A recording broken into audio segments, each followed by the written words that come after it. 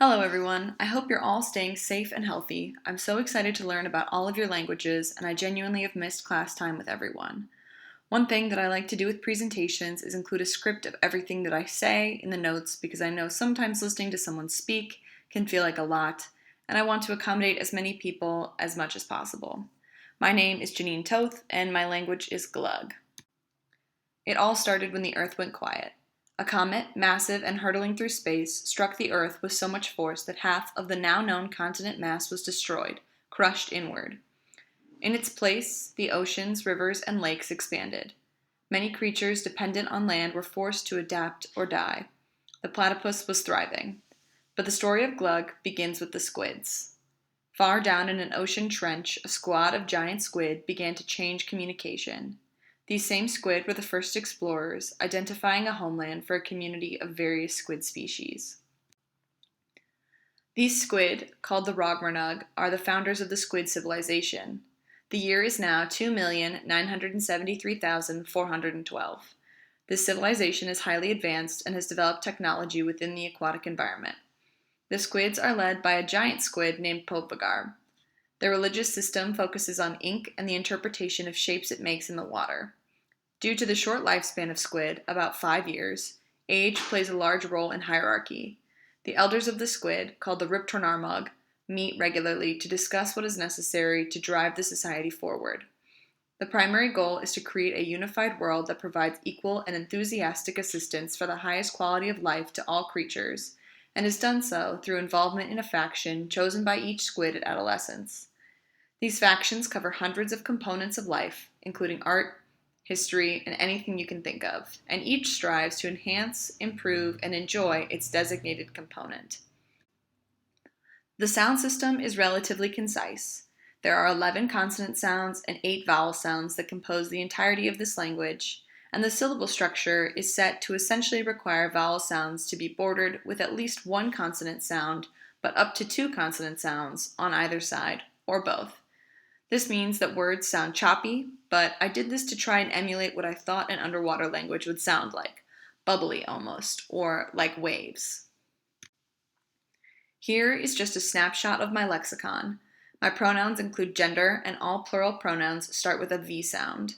These pronouns are always stated in sentences even when the verb is conjugated to match the subject. My language does conflict with the generalization that when languages have words for more than black and white, the third color is red. In Glug, the third color is blue, which has to do with being underwater and the loss of other colors the farther from the surface and thus the sun one is.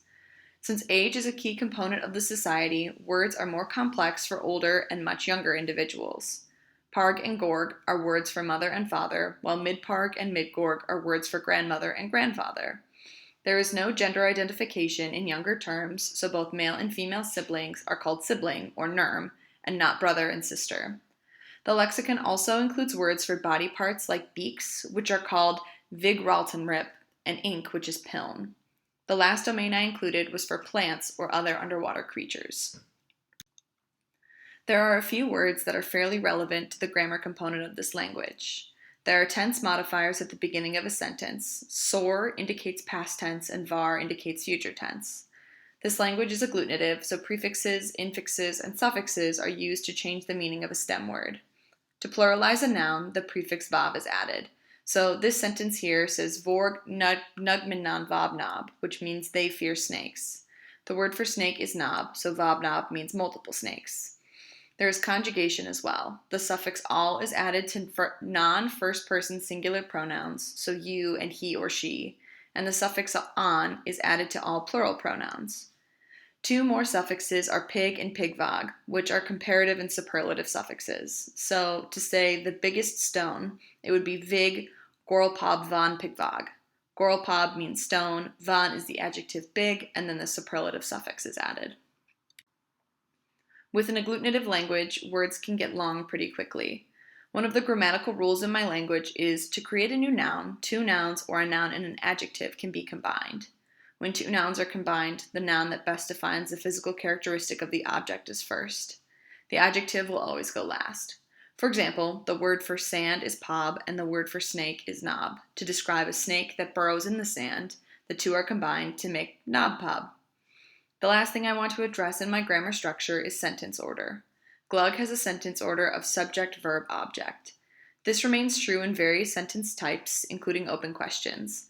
The question "Hvor til ban bin vap" directly translates to "they to go where," but means "where are they going?" Overall, I tried to make grammatical rules that did not have exceptions, and as sentences that expand into compound sentences or those with complement clauses, the core structure still exists. In the subject, verb, object order, the complement clause acts as the subject and verb, and the object is the other subject, verb, object. I provided an example sentence of this for clarification. Gap nugmin mont bolmeg numteral translates to "I to fear that she to die," which means I fear that she is dying. That essentially encompasses what Glug is all about. I hope you all enjoyed learning more about my language, and I can't wait to hear about yours. Thank you.